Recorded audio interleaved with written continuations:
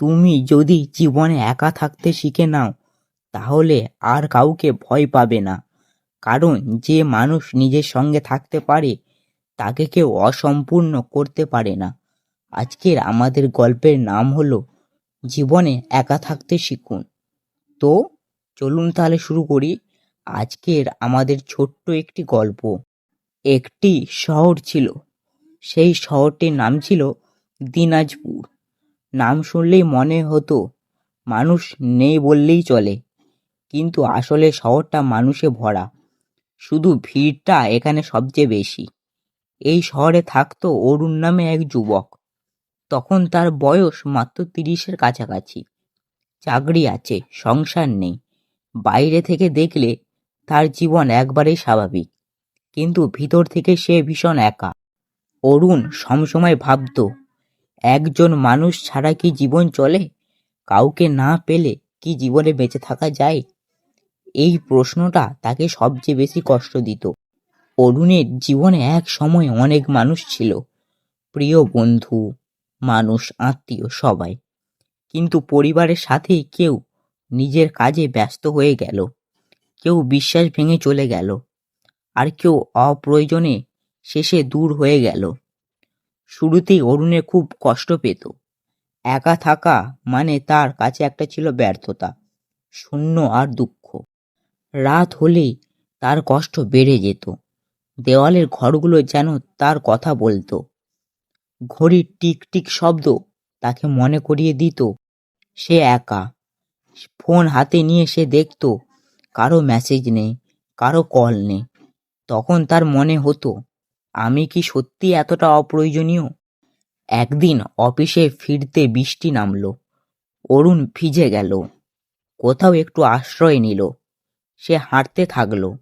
হঠাৎ একটি চায়ের দোকান চোখে পড়ল। দোকানের সামনে বসেছিলেন এক বৃদ্ধা। চা বানাচ্ছিলেন। ধীরে ধীরে বলল, যেন তাড়াহুড়োর কোনো মানেই নেই। অরুণ চা খেলো, চুপচাপ বসে রইল। হঠাৎ বৃদ্ধা বললেন, তুমি খুব একা মনে হচ্ছে। অরুণ চমকে উঠল। আপনি কিভাবে বুঝলেন? বৃদ্ধা লোকটি হালকা হেসে বললেন, যে মানুষ নিজের ভেতরে শব্দ শুনতে পায়, সে অন্যের নীরবতা বুঝতে পারে। এই কথাটা অরুণের মনে গেঁথে গেল। বৃদ্ধা আবার বললেন, তুমি কি একা থাকতে ভয় পাও? অরুণ মাথা নিচু করে বলল, হ্যাঁ, একা থাকলে মনে হয় আমি হারিয়ে যাচ্ছি।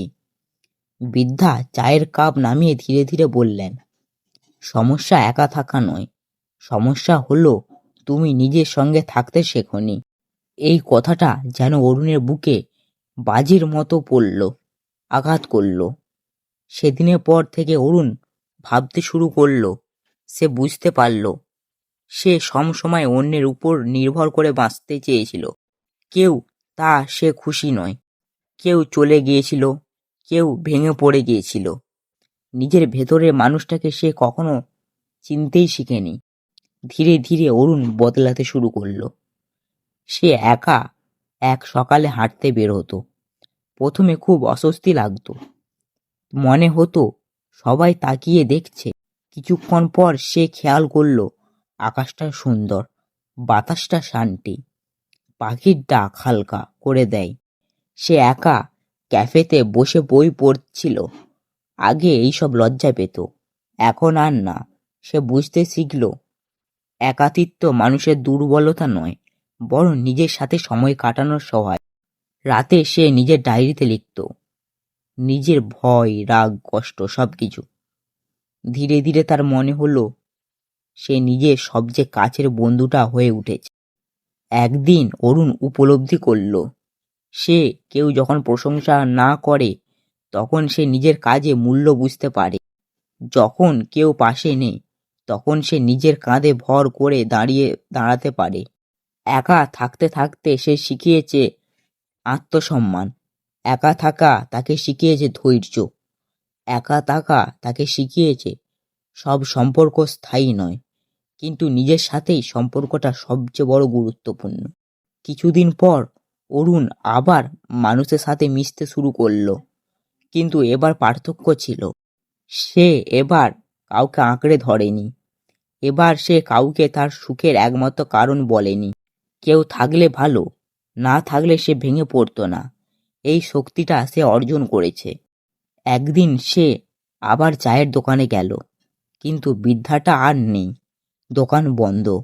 অরুণ হালকা হাসল। সে বুঝতে পারল কিছু মানুষ আসে শুধু শিক্ষা দিয়ে চলে যাওয়ার জন্য। ফিরে আসার পথে অরুণ মনে মনে বলল, আমি একা থাকতে শিখেছি। আর এখন আমি আর একা নই, কারণ আমি নিজের সাথেই আছি।